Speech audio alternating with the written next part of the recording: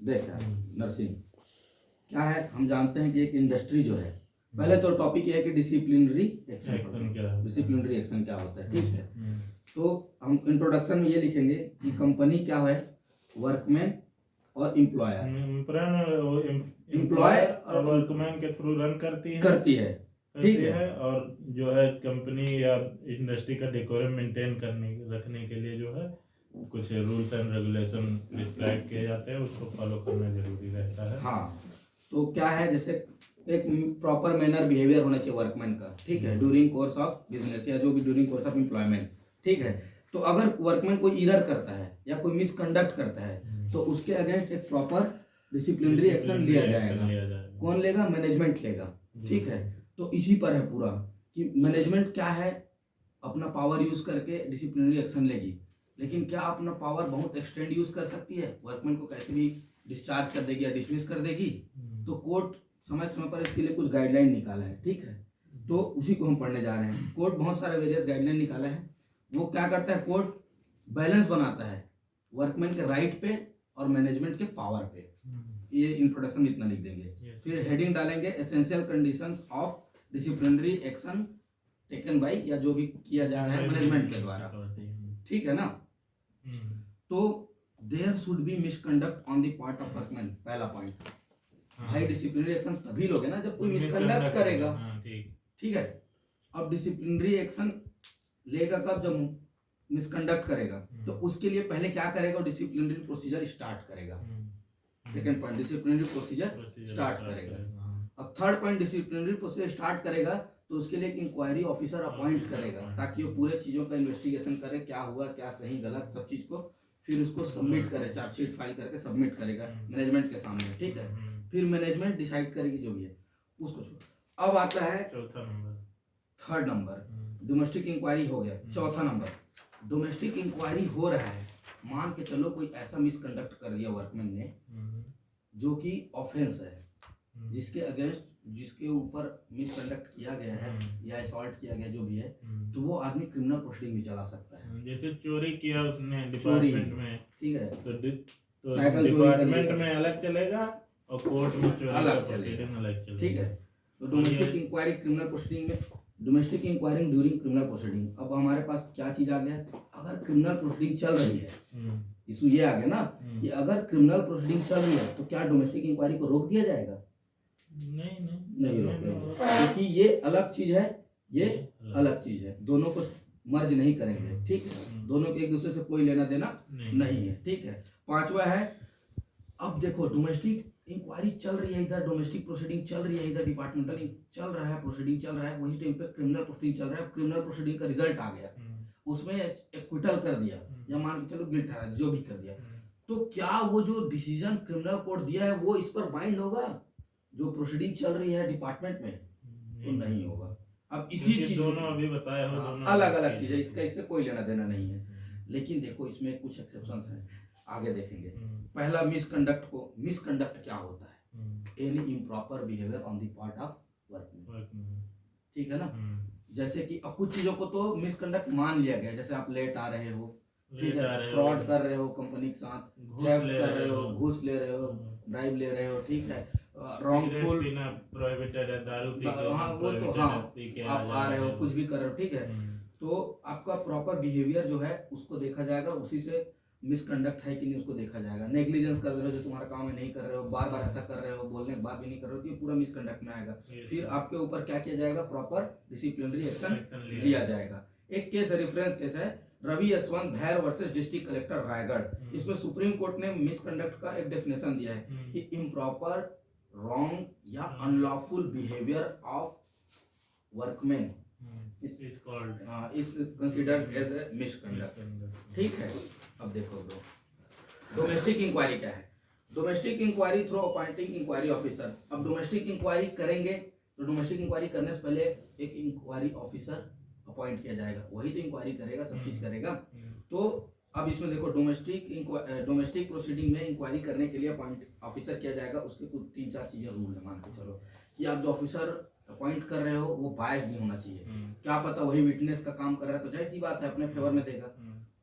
वो उस जो भी केस हुआ है, जो भी मतलब वो है उससे रिलेटेड ही नहीं होना चाहिए, बाहर होना चाहिए। दूसरा, उसको गाइडलाइन वो इस बात से उससे ये एक्सपेक्ट किया जाएगा कि वो प्रॉपर पीएनजे फॉलो करेगा, ठीक है ना, इधर उधर नहीं करेगा, प्रॉपर पीएनजे फॉलो करेरेगा। पीएनजे मतलब जैसे कोई वर्कमैन है उसको प्रॉपर सुनेगा, मैनेजर के साथ मिसकंडक्ट किया है तो अपॉइंटिंग ऑफिसर किसी दूसरे मैनेजर को नहीं बनाएगा क्योंकि सेम वर्क है, तो सोचेगा मैं इसको हटाऊंगा तो फिर मेरे को ज्यादा प्रमोशन मिलेगा। ये सब चीजें आ जाएंगी, ठीक है ना। एक लीडिंग, बहुत सारे लीडिंग केसेस में क्या किया गया है, और तो बहुत सारे लीडिंग केसेस में इन चीजों को बार बार बताया गया है कि जो इंक्वायरी ऑफिसर है उसका उस केस से लेना देना नहीं होना चाहिए। अगर है तो फिर पापा पीएनजे फॉलो नहीं हो रहा है, फिर आप जो डिसीजन लेना देना है इसका मतलब बायस्ड है। तो जो लेना देना है उसको सेट असाइड कर सकता है। तो फिर चौथा पॉइंट आता है domestic inquiry during criminal proceeding. अब ये देखो, क्रिमिनल प्रोसीडिंग अलग चीज है, डोमेस्टिक इंक्वायरी अलग चीज है, दोनों साथ साथ चल सकता है, इसमें कोई दिक्कत नहीं है। लेकिन अब ये कोर्ट ने एक दो बार गाइडलाइन दिया है कि अगर सेम सेट ऑफ फैक्ट पे आप कर रहे हो, ये इंक्वायरी भी सेम सेट ऑफ फैक्ट पे कर रहे हैं, चोरी पे, इधर भी मान के चलो चोरी पे हो रहा है, तो कोर्ट जो निर्णय लेगी वो जाहिर सी बात है बहुत अच्छा जस्टिस होगा। तो ये इसने गाइडलाइन दिया है, एडवाइजरी है, मानना बाध्य नहीं है। ये क्या करेगा, उसका वेट कर सकता है, कर सकते हो, नहीं भी कर सकता, ग्रेव नेचर का ऑफेंस है तो कर सकते हैं, same set of similar fact of पे है। अब आते हैं डोमेस्टिक इंक्वायरी प्रोसीडिंग हो गया। अब लास्ट वाला, क्या कोर्ट का जो निर्णय है वो कंपनी के जो प्रोसीडिंग्स है या जो चल रहा है वहाँ इंडस्ट्री का, उसमें कोर्ट डिसीजन जो बाइंडिंग होगा क्या, मतलब उसको थोपा जाएगा क्या, मान्य होगा। अब जैसे इसने चोरी किया, वहाँ एक्विटल हो गया, तो क्या डिपार्टमेंट में भी जो प्रोसीडिंग चल रही है उसमें भी एक्विटल कर देंगे? तो नहीं, कोई जरूरी नहीं है। क्यों? बहुत डिफरेंट क्यों? बहुत डिफरेंट है। इसमें 2-3 पॉइंट लिख देंगे, जैसे कि कोर्ट क्या करती है, बर्डन ऑफ प्रूफ पे डिपेंड करती है, लेकिन यहाँ क्या है, प्रिपोर्डेंस ऑफ प्रोबेबिलिटी पे। नहीं, कोर्ट जो क्रिमिनल प्रोसीडिंग जो है बियॉन्ड द रीजनेबल डाउट होता है। हाँ, वो तो बियॉन्ड द रीजनेबल डाउट होता है, और ये जो है इसमें प्रिपोर्डेंस ऑफ प्रोबेबिलिटी चलती है, जिसका पलड़ा भारी है वही देखा जाता है। एक रेफरेंस केस है Suresh Pathrela versus Oriental Bank Commerce, ठीक है। इसमें क्या हुआ था, कोर्ट ने हेल्ड किया था, सुप्रीम कोर्ट ने हेल्ड किया था कि दोनों को क्यों अलग अलग माना जाएगा, क्योंकि कोर्ट जो है क्रिमिनल चीजों को देख रहा है, ये पब्लिक के वेलफेयर के लिए देख रहा है, और ये बियॉन्ड रीजनेबल डाउट पे काम कर रहा है। और वही जो है कंपनी जो है अपने पर्सनल उसके लिए देख रहा है, प्रॉफिट के लिए, डोमेस्टिक प्रॉफिट के लिए, तो अपना वो लॉस ना हो, ठीक है। और ये प्रिपोर्डेंस ऑफ प्रोबेबिलिटी पे जाता है, ठीक है। अब अगला केस है district collector Karnataka state road versus MG Vithal Rao. ये सब तो रेफरेंस केस है ना। हाँ, रेफरेंस केस है, सारे रेफरेंस केस है। अब देखो, आप लोग के मन में एक बात आएगा, इधर भी इसको एक्विटल कर रहे हैं या गिल्ट कर रहे हैं, इधर भी अब दोनों साइड से कर दिए, मान के चलो उसको सजा दे दिया, पनिशमेंट दे दिया, तो डबल जियोपार्डी हो गया। तो इसी केस में district collector Karnataka state road versus MG Vithal Rao में कहा गया कोर्ट ने, सुप्रीम कोर्ट ने, ये डबल जियोपार्डी नहीं है, ये अलग चीज है, ये अलग चीज है। अब रिलेवेंट केसेस ले आ जाते हैं, अभी इतना थ्योरी खत्म हो गया, रिलेवेंट केसेस आ गए। Delhi cloth and general mill limited versus Kushal Bhan. इसमें फैक्ट क्या है, जो प्यून होता है वो क्लर्क का साइकिल चोरी कर लेता है, कुशल भान चोरी कर लेता है। अब ये तो क्रिमिनल नेचर का हो गया, तो प्रोसीडिंग चला क्रिमिनल कोर्ट में, इसी टाइम पे सेम टाइम पे इधर प्रोसीडिंग चल रहा था डिपार्टमेंटल, लेकिन कुशाल भान क्या करता था, डिपार्टमेंटल प्रोसीडिंग में नहीं जाता था, और कंटेंशन क्या दिया अपना कि मेरा तो यहाँ चल रहा है, मैं वहाँ क्यों जाऊँ, ठीक है। तो इसको डिसमिस कर दिए, फिर डिसमिसल चार्जशीट करके उसको ट्रिब्यूनल के पास अप्रूव कराना जाना पड़ेगा। उसी टाइम जब वो ट्रिब्यूनल के पास गया हुआ था, उसी टाइम इसका एक्विटल का कोर्ट प्रोसीडिंग से क्रिमिनल कोर्ट से एक्विटल हो गया। अब ये गया, साहब मैं तो एक्विटल हूँ, मैंने चोरी नहीं किया है। तो जो ये है क्या बोलते हैं ट्रिब्यूनल है, वो वहाँ पास बोल दिया अच्छा सही बात है, तब तो फिर तुम्हारा डिसमिसल गलत है, तुम वापस जाओ, वापस नौकरी ज्वाइन करवा दिया। तो फिर जो ये कंपनी है उसने कहा भाई ये तो गलत पाया गया था, इसे ट्रिब्यूनल हमारे ऊपर जबरदस्ती थोप रहा है। फिर ट्रिब्यूनल के अगेंस्ट कंपनी जो है कोर्ट जाती है, सुप्रीम कोर्ट बोलती है कि इसने SLP थ्रू जाएगी। तो इसने कहा कि भाई इसने प्रॉपर पीएनजे फॉलो किया, इसको बार बार बुलाया, ये नहीं आया, इसकी गलती, अब इसका डिसमिसल सही बनता है। खत्म यहाँ तक, प्रॉपर पीएनजे फॉलो हुआ है, हम बुला रहे थे, आ नहीं रहे थे, इसमें हमारी क्या गलती है। और इसके पहले SBI वर्सेस आरवी शर्मा में भी डिसीजन दे चुका है कि दोनों बहुत डिफरेंट है, ठीक है। तो जो है और जुडिशियल जो है मान्य नहीं होता, जुडिशियल डिसीजन जो है डोमेस्टिक डिसीजन पे जो है डिपार्टमेंटल अलग अलग चीजें दोनों, ठीक है। अब क्या हो गया, अब अगला केस आता है associated cement company versus workman. इसमें क्या हो गया, जो एसोसिएटेड सीमेंट कंपनी है एपीलेंट होगा। कैसे होगा देखो, ये क्या करता है, एक वर्कमैन है वो मिसकंडक्ट कर देता है, फिर उसके ऊपर एक डिसिप्लिनरी एक्शन लिया जाता है, फिर उसको डिसमिस कर दिया जाता है, फिर उसको ट्रिब्यूनल को भेजा जाता है, लेकिन ट्रिब्यूनल उस डिसमिसल चार्जशीट को अप्रूव ही नहीं करता। क्या करता है, अप्रूव ही नहीं करता।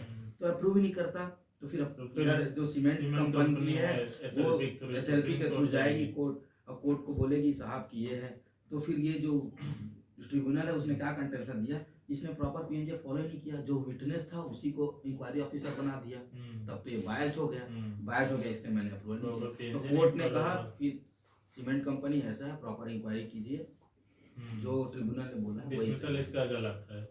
अब टाटा, हाँ, अब टाटा ऑयल मिल कंपनी लिमिटेड वर्सेस वर्कमैन में आ जाओ। इसमें क्या है, राघवन एक वर्कर होता है, ठीक है, जिसके ऊपर मिसकंडक्ट एलिगेशन होता है, एक प्रॉपर इंक्वायरी करने के बाद इसको डिसमिस करके ट्रिब्यूनल के पास भेजा जाता है। यहाँ पे ट्रिब्यूनल अप्रूव नहीं करती है, फिर कंपनी कोर्ट जाती है एसएलपी के थ्रू, तो सुप्रीम कोर्ट बोलता है कि ट्रिब्यूनल तुम क्यों रोके हो भाई, यहाँ पास ट्रिब्यूनल रीजनेबल ग्राउंड नहीं दे पाता है। फिर कहता है अगर ये प्रॉपर पीएनजे फॉलो किया है, पूरा इंक्वायरी ठीक से किया, इसमें कोई घपला नहीं किया है, तो इसका डिसमिसल जो है प्रूव करो तुम। फिर वहाँ टाटा ऑयल कंपनी जीत जाती है, ऑयल मिल एंड लिमिटेड जीत जाती है।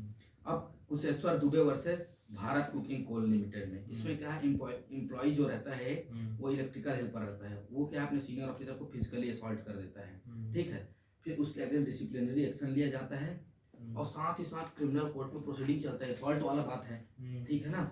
तो अब क्या करता है जो रहता है ये कौन, कुशेश्वर दुबे, ये ज्यादा दिमाग लगाता है, ये बोलता है मैं प्रोसीडिंग पे इंजंक्शन लगवा देता हूँ, कोर्ट जाता है, तो जो लोअर कोर्ट रहता है इंजंक्शन लगा भी देता है, फिर कंपनी उसके अगेंस्ट, उस सेट ऑर्डर के अगेंस्ट कहाँ जाती है, अपर कोर्ट, हाई कोर्ट में, फिर वहाँ बोलती है कि लोअर कोर्ट ने ऐसा कर दिया, इंजंक्शन लगा दिया, तो फिर हाई कोर्ट बोलता है कि गलत किया उसने, हाई कोर्ट उसको चेंज कर देता है,